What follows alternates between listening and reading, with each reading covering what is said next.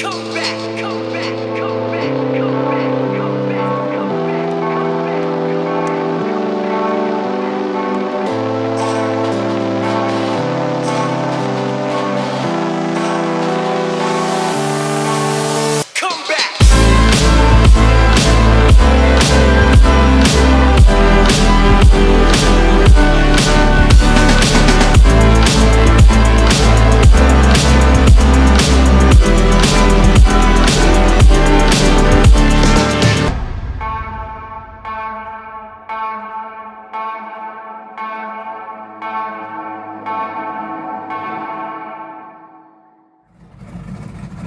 Guys, if you haven't already heard, we're giving away this 1,000 horsepower Chevy Silverado work truck.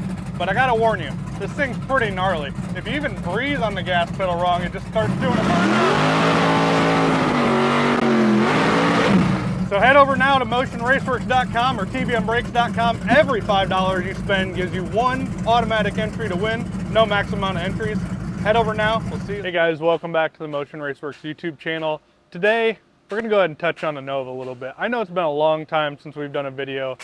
During the rebuild process of this whole car, I started doing videos, and to be quite honest with you, I got kind of burned out.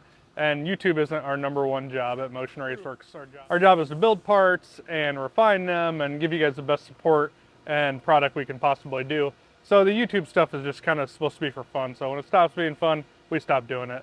But it's back. If you haven't been following along, it won its class in 6 Summer, which is super cool. Since 6 Summer, we've done a number of changes to the car, and now that it's starting to get nice enough to race again down here in Bradenton, we've got it back out. We tested last week with the Snot Rocket, went 460s, but we had some serious problems. After 6 Summer, we hurt the transmission, just mostly because of something we did.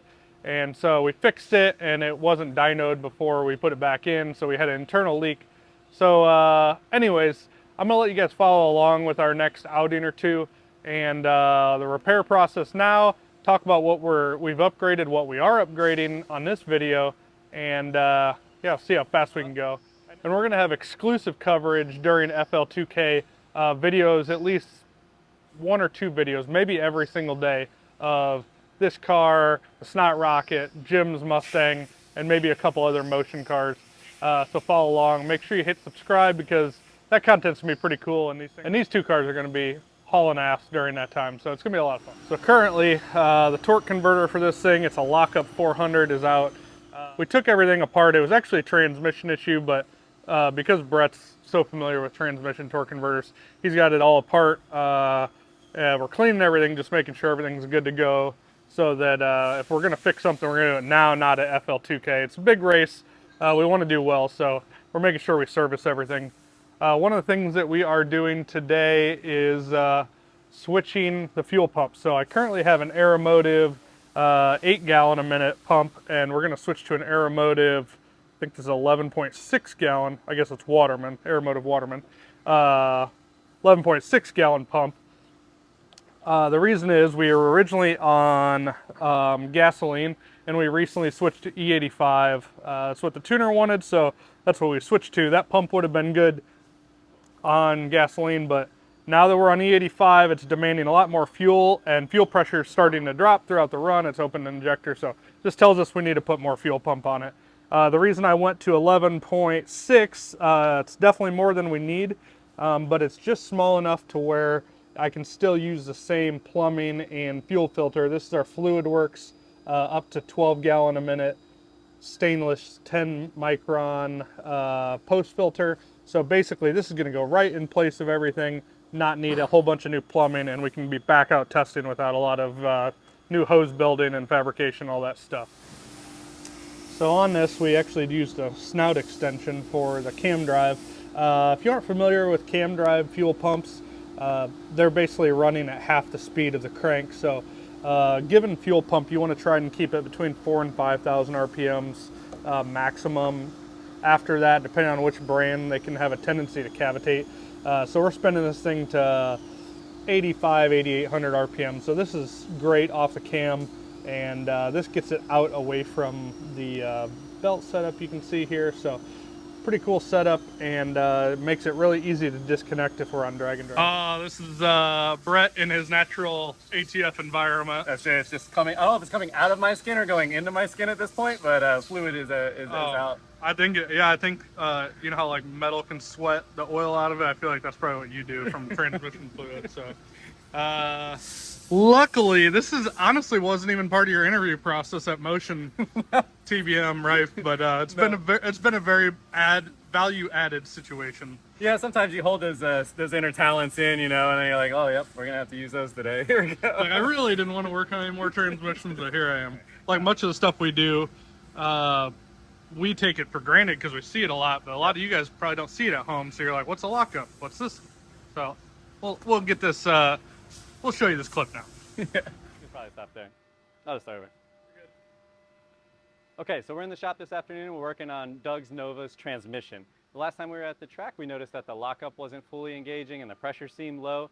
So we went ahead and got it back. I got the trans out. I took the trans apart. Everything looked good in the trans. I went ahead and took the converter apart, and we found that his clutches were worn out. These are pretty much seized and dragging. And I thought it was a good opportunity to show you guys the inside of a lockup torque converter in a racing style transmission. So basically the concept is the same as it is in any late model vehicle where you have a normal torque converter and then you have a set of clutches inside, and it's on a separate hydraulic circuit. When the ECU commands that solenoid to send pressure to that circuit, the clutches engage and it basically couple the engine to the transmission. There's zero slip at this point. The rest of the torque converter is just along for the ride, and the clutch is engaging the engine to the transmission. In a racing application, this benefits you because now you have zero slip. So when commanded, you're coupling the engine to the transmission. Now you take away the slip from the torque converter and all of the horsepower is applied to the wheels. The front half of the converter operates the same way as any torque converter. So you have a pump, you have a stator, and you have a turbine. So all of that stuff is normal. This is a Pro Torque EV1 converter. The concept, how that works, is pretty standard. Where it changes is the back half of the converter. The converter gets actually larger. The converter gains 1 inch of size. In turn, you have to run a lockup bell housing. On a mod motor, you run a spacer, but on this GM deal, it's built into this bell housing to allow the proper clearance for your lockup converter. In the back half of this converter is a hydraulic operated piston and then a stack up of clutches. Every brand torque converter uses a little bit of a different clutch setup. Some are smaller, some use more, some use less. They all have their own magic. In this converter, we run a 3-disc setup. It provides enough clamping force for the horsepower we're running. When the solenoid is engaged in the valve body, the fluid comes through the center of the input shaft into the torque converter behind the piston, raising the piston up to engage the clutches. Once the clutches are engaged, like I said before, the engine is now coupled to the transmission and you're going down the track 1-to-1. Here's basically an example of what the clutches and steels look like that are inside this clutch assembly. So that's it in a nutshell. Basically, that's the simple operation of a lockup torque converter, how it functions. I'm going to go ahead and assemble this one. We have a new set of clutches going in Doug's. Put torque converter back in the trans, put it in the car, and we'll be out at Bradenton Motorsports Park tonight. This is the Tuesday before FL2K. We're going to do some more testing on this car and Jim Braun's Pro Mod blown alcohol Mustang, and get ready for FL2K. My car, I have the shocks out still, so we're going to be to the track later in the week with that. But this is actually nice going to the track with this Doug and Jim's car, because now we can concentrate on 2 cars instead of 3 cars and get us all moving forward. Brett, hide everything. Hide everything. Victor just showed up. Where's Jim's car? Where's Pro Mod Jim's car? Well, it's in the They're stacker. running the valves right now. I came here to check it out. I heard some things. It's not looking good. It's not looking good. White Mustangs plus 300 pounds. White Mustang plus 300. I don't know if that's even enough. May not be enough.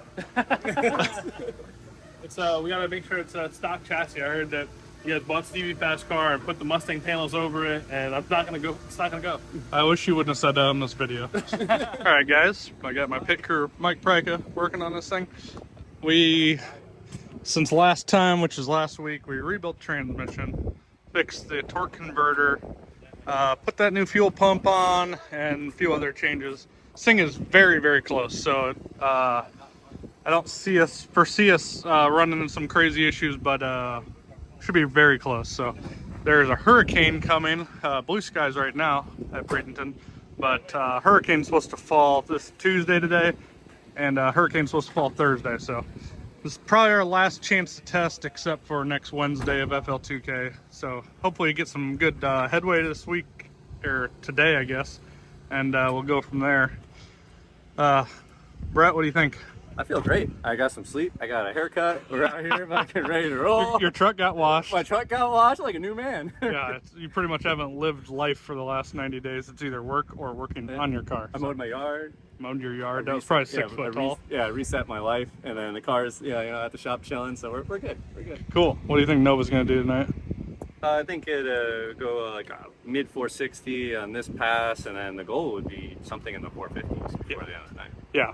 I mean, if we just fix the transmission pressure as long as the traction isn't an issue, we are on track to be in the 50s pretty quickly. Yep. And transmission pressure is fixed, so wish us luck.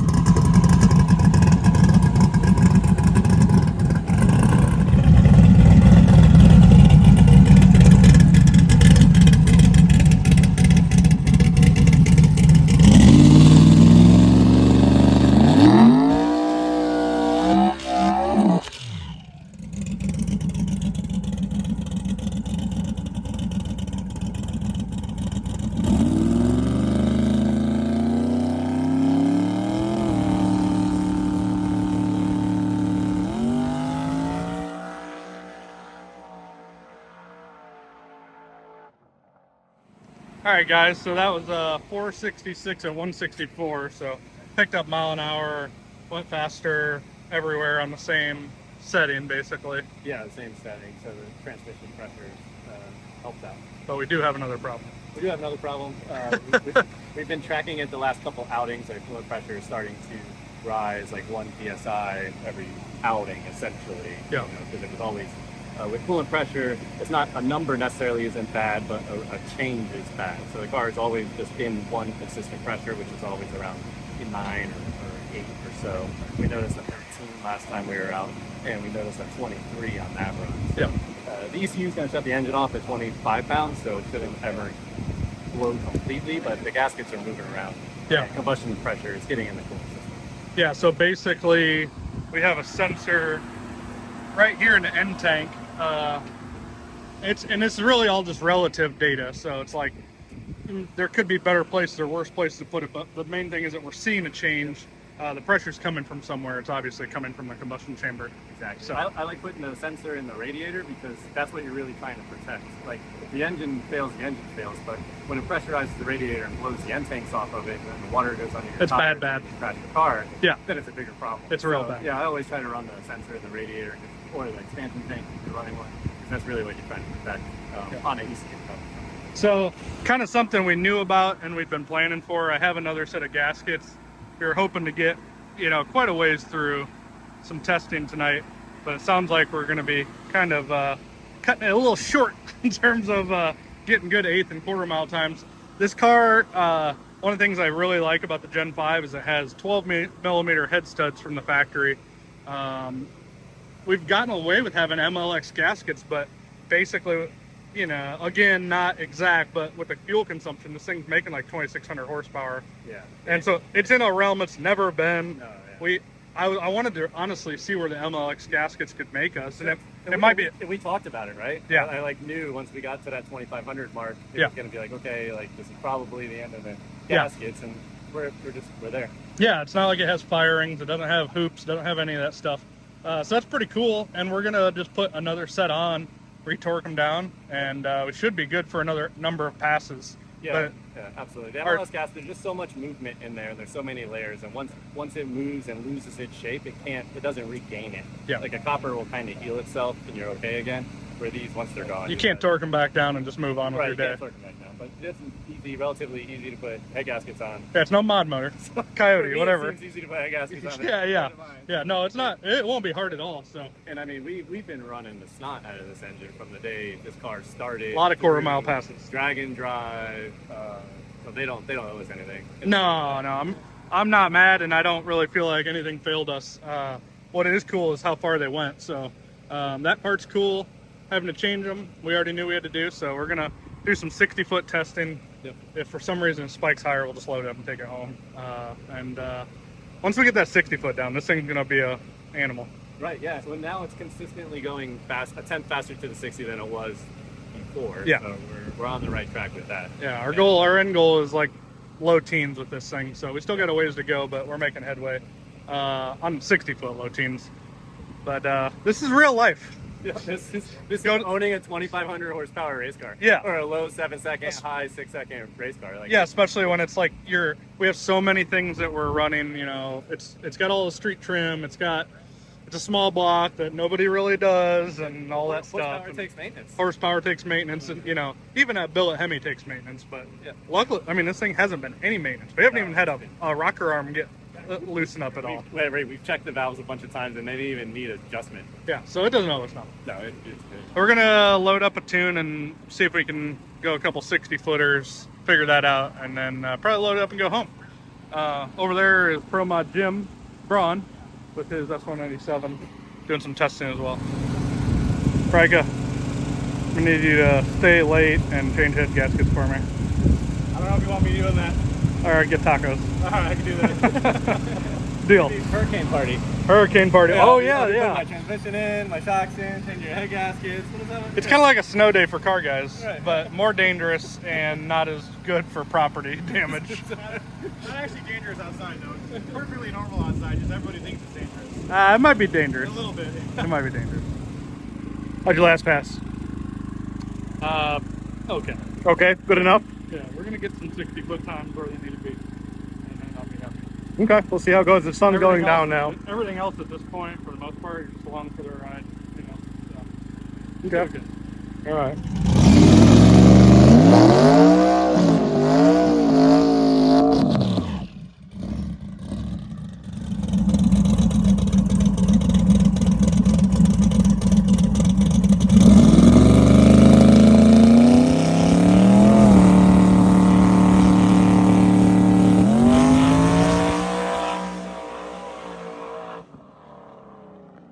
Well, that looked like it did what we wanted.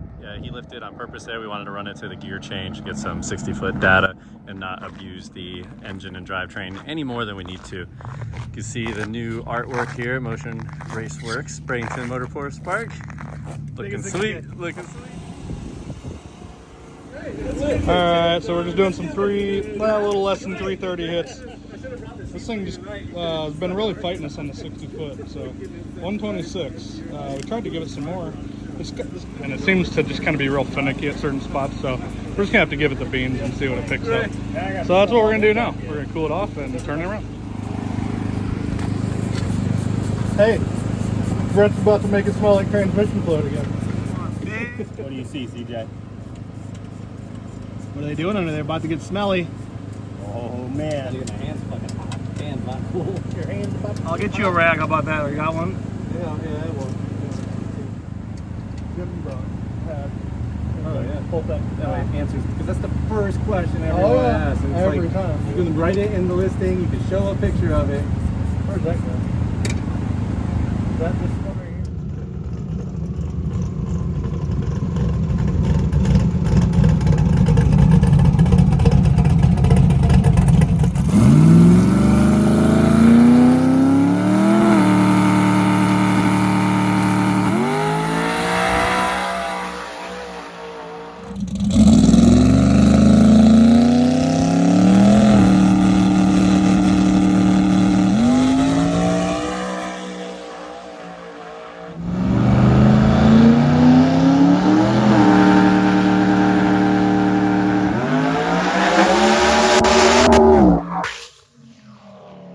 .470 with a 132 mile an hour. No, that was it. We'll pull that, do it again. Alright, well, we need a new pan. Darn it. This was pushing. There's not even much more there, yeah. Whole different car. It just wanted to be treated mean. Yeah, just wanted more. So, if you guys have followed along, like, we had some suspension issues, we fixed them, but we've still been very tentative. Well, yeah, it treated us so bad at first that we were just scared to death. If we just sneezed on it wrong, it would spin the tire. We couldn't make sense of it. Yeah, it was binding up the suspension, so in our head, we were still worried about that, even though like technically the problem's probably fixed. Right. We found the problem, we fixed the problem, but we just kind of came back out slow. Yeah, so that was a really good pass. We fixed the transmission pan on this thing like 3 times, and unfortunately after that pass it cracked, probably from vibration or something like that. So we're gonna be done for the night.